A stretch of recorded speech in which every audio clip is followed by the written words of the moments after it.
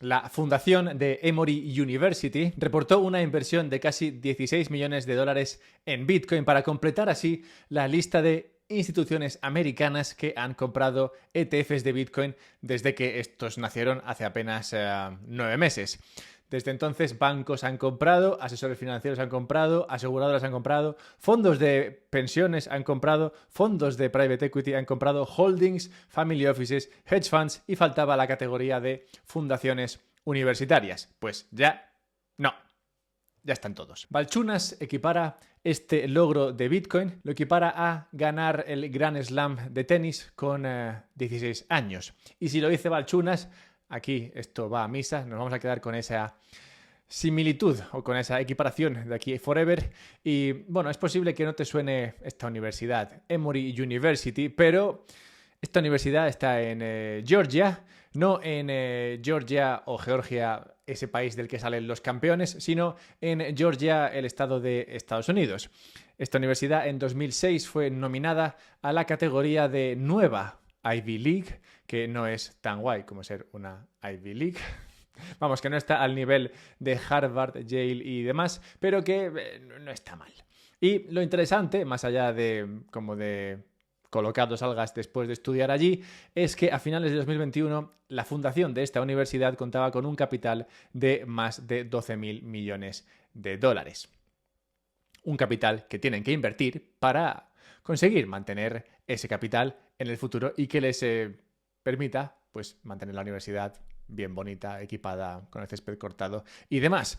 Visto con esta perspectiva, una inversión de 15 millones de dólares, teniendo en cuenta que tienen 12.000 millones, pues sí, 15 millones de dólares en Bitcoin es apenas nada. Pero el hecho de que hayan entrado, el hecho de que Emory haya comprado un poco de Bitcoin, es más importante de lo que puede parecer por dos razones. La primera es que las fundaciones de las universidades tienen cientos de miles de millones en capital que, como digo, deben invertir en varios activos para mantener ese valor del dinero y para, idealmente, pues también hacerlo crecer. La segunda razón es que las universidades tienen gran parte de su capital en inversiones alternativas.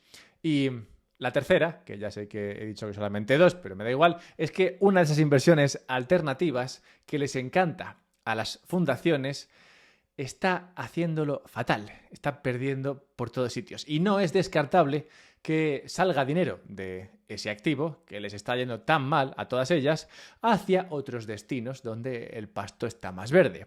Y entre ellos, claro, Bitcoin destaca con fuerza. Así que aprovechemos esta ocasión que nos brinda Emory University para examinar las carteras de estas fundaciones universitarias y dónde entraría Bitcoin.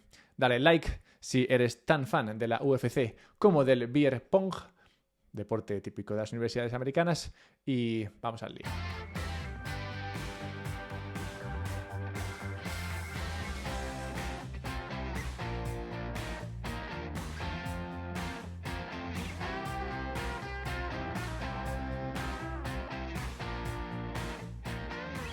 El capitalismo funciona de manera extraña en Estados Unidos.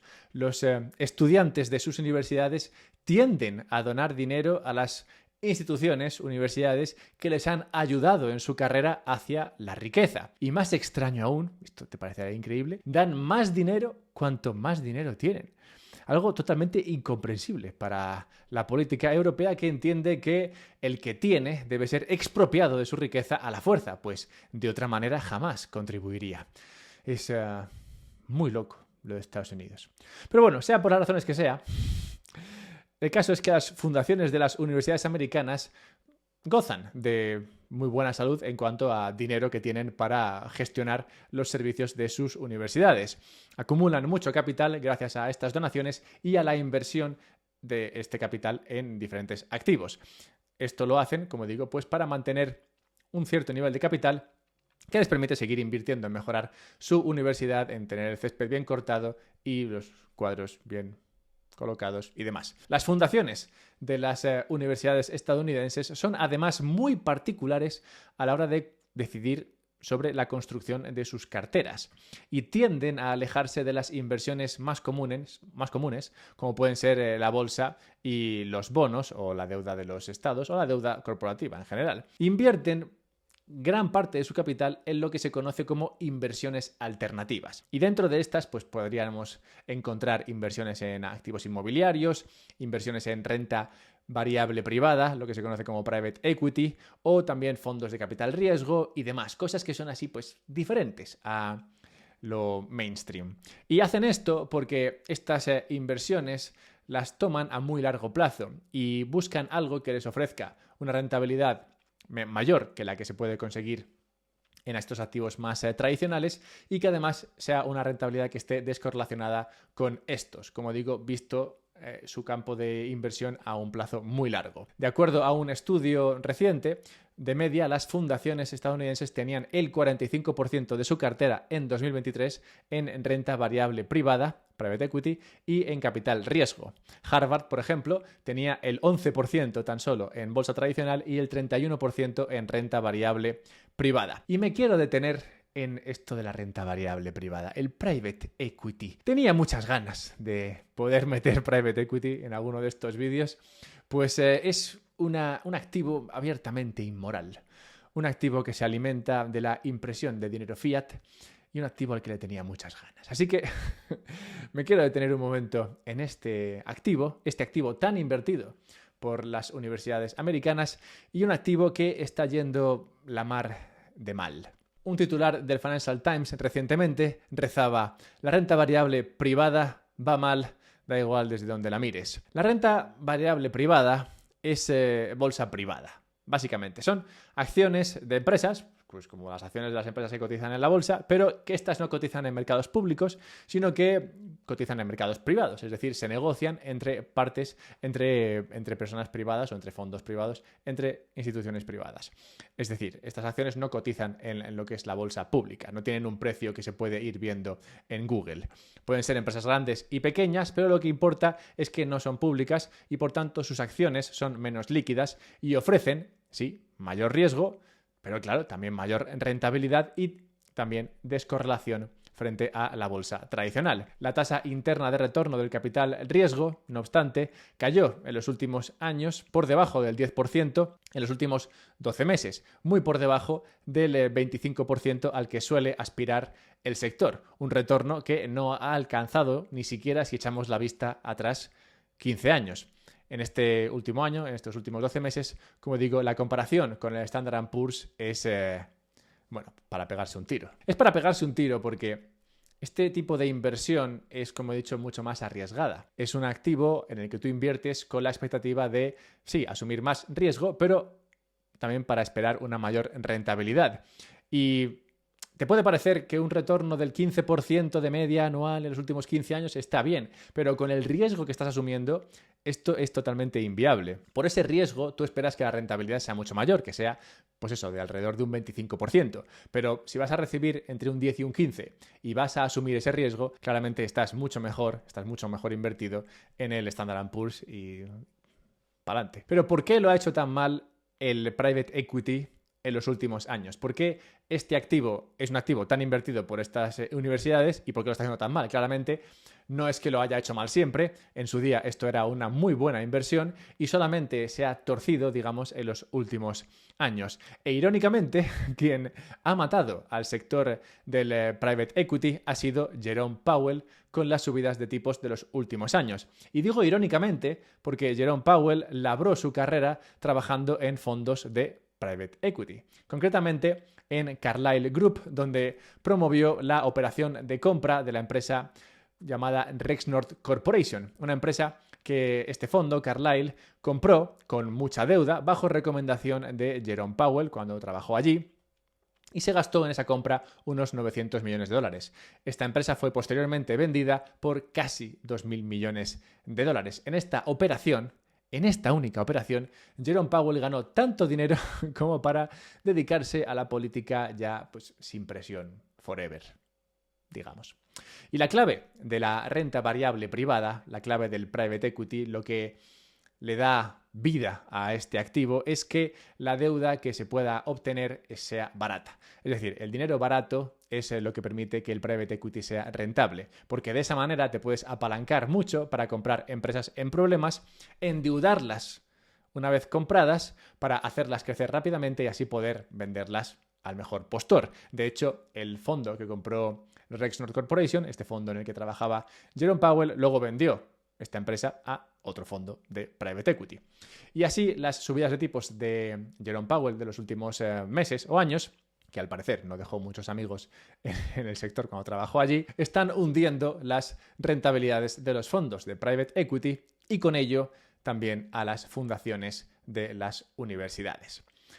Podría ser peor, también te digo, podrían haber comprado y perdido su Bitcoin. Por suerte, ahora ya hay servicios profesionales que te permiten guardar tu Bitcoin de forma segura si la autocustodia no es una solución para ti. Y puede no serlo por varias razones. Puede no serlo porque no te sientas cómodo autocustodiando grandes cantidades de Bitcoin, o puede no serlo porque tengas que custodiar Bitcoin para una empresa, por ejemplo, o para un fondo que tengas con tus amiguetes. Así que si quieres gestionar y custodiar tu propio Bitcoin, pero no te fías de ti mismo ni de tampoco un tercero, dejarlo con un tercero, pues para esto nació OnRamp, un servicio que te permite un servicio de custodia que funciona de tal manera que son 3 empresas las que custodian este Bitcoin bajo tu control y necesitas que 2 de ellas firmen para que ese Bitcoin se mueva. De manera que tú mantienes el control sobre tu Bitcoin y lo que haces es que divides las llaves entre 3 empresas profesionales de la custodia de Bitcoin. Así no tienes que depender de ninguna de ellas en particular, pero tampoco te expones a tener que tú autocustodiar directamente. Así que échale un vistazo a OnRamp,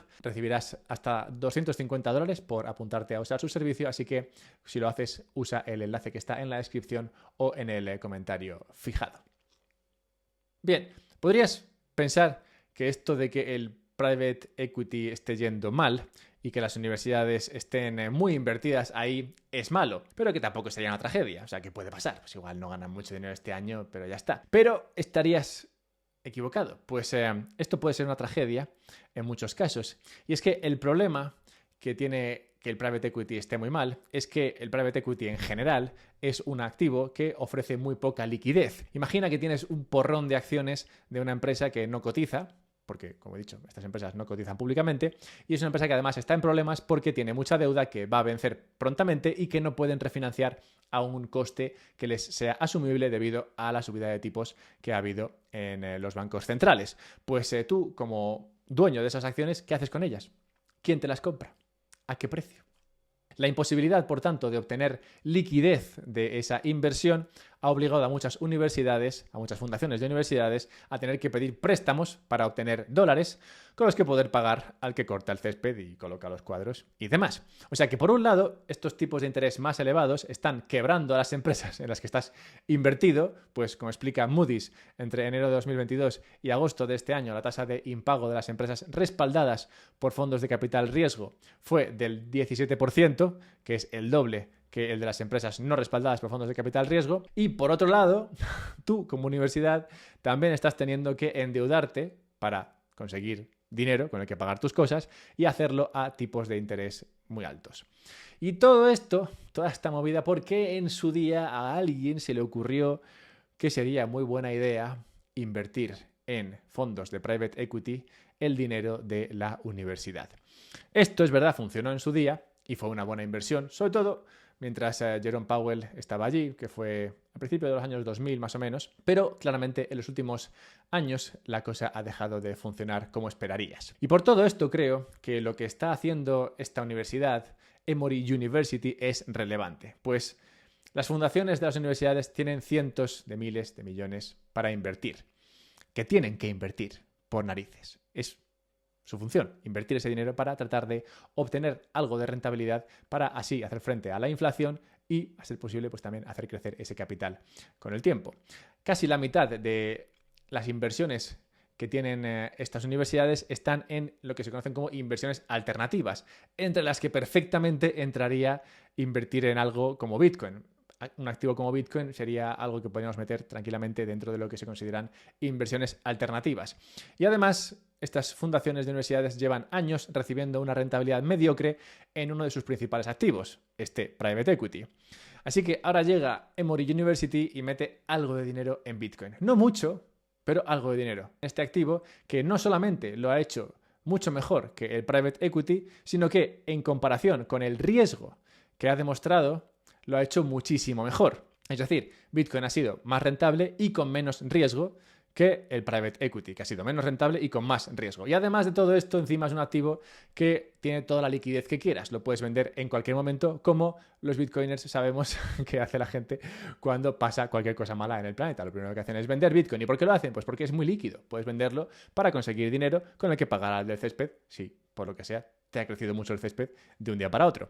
Bueno, pues gracias a este movimiento de Emory University es previsible, en mi opinión, que las demás universidades también empiecen a montar una posición en Bitcoin.